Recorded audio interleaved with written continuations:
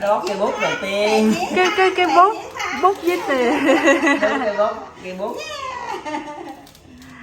Để xem nó lấy cái gì. Để xem nó lấy lên là cái gì. Nó lấy vậy. Cây bút đầu tiên.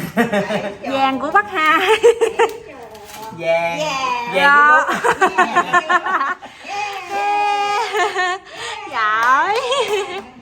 Đeo vàng vô cho Con lấy cái này. Cái này con đi chơi không, nè. không. Cái nào Đúng có rồi. không, Đúng nhưng mà rồi. cái đầu tiên nó cầm á, Cái đầu bút tiên với là cái vàng với cái mà nó nhấc lên luôn á. Đó là theo ý ba đó. Rồi ba vừa lòng ba chưa?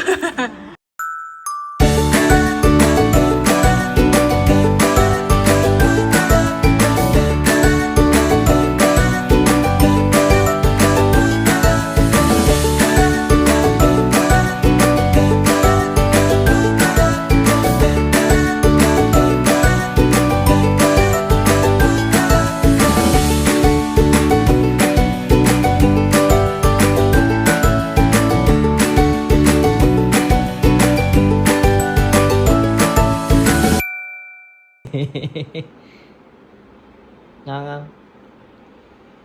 Thích không? Hả?